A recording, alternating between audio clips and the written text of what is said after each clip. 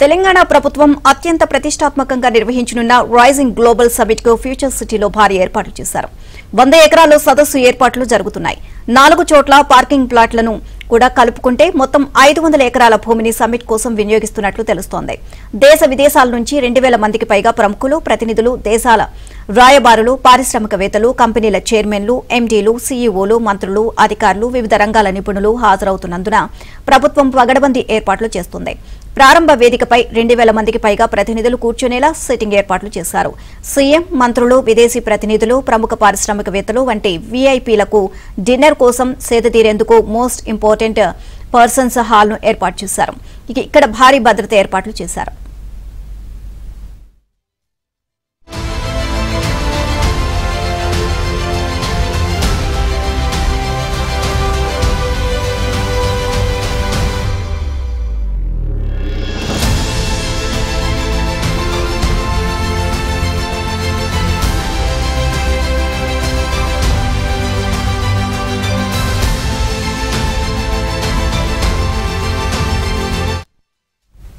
ప్రధాన వేదిక వద్ద వీడియో టన్నెల్ ఏర్పాటు చేశారు. టన్నెల్లోకి ప్రవేశిస్తుండగా ఇరువైపులా భారీ స్క్రీన్లు కనిపిస్తాయి. వీటిపై ప్రభుత్వ, ప్రైవేటు ప్రాజెక్టులు, స్కీమ్లు, ఇతర కార్యక్రమాలు ప్రదర్శితమవుతాయి.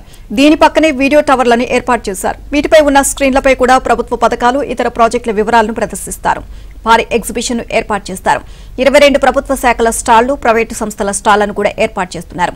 9న సదస్సు ముగిసిన తర్వాత 10 నుంచి 13వ తేదీ వరకు సాధారణ ప్రజలు ఎగ్జిబిషన్ వీక్షించడానికి అనుమతిస్తారు.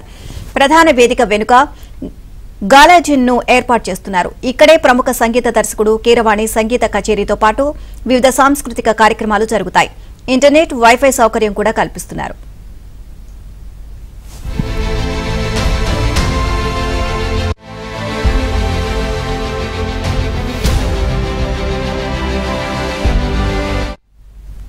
సమ్మిట్ కు హాజరవుతున్న ప్రతినిధుల భద్రత పట్ల పోలీస్ శాఖ ప్రత్యేక దృష్టి సారించింది. సమ్మిట్ జరగనున్న ప్రదేశంలో 3 అంచెల భద్రతా వలయాన్ని ఏర్పాటు చేస్తున్నారు. 44 దేశాల నుంచి వస్తున్న విదేశీ ప్రతినిధులు, దేశంలోని వివిధ రాష్ట్రాల నుంచి వస్తున్న ప్రతినిధులు బస చేస్తున్న హోటళ్లు, అతిథి గృహాల వద్ద సాయుధ పోలీసు బలగాలను మోహరిస్తున్నారు. ఆదివారం సాయంత్రం నుంచి ప్రతినిధులు బస చేసే ప్రదేశాలు, వారు ఫ్యూచర్ సిటీకి వెళ్లే మార్గాల్లో డ్రెస్ రిహార్సల్స్ నిర్వహిస్తున్నారు.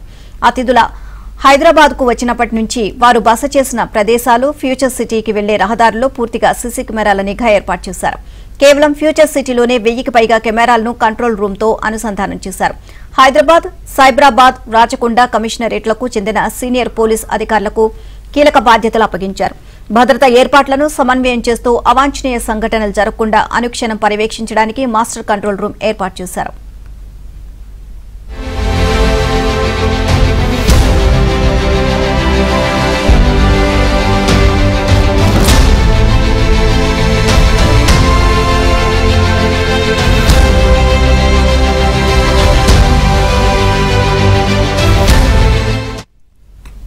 తెలంగాణ రైజింగ్ గ్లోబల్ సమిట్ ఏర్పాట్లను మంత్రి పొంగులేటి శ్రీనివాసరెడ్డి పరిశీలించారు. అధికారులతో కలిసి పనులు పరిశీలించి ఏర్పాట్లపై సమీక్షించారు.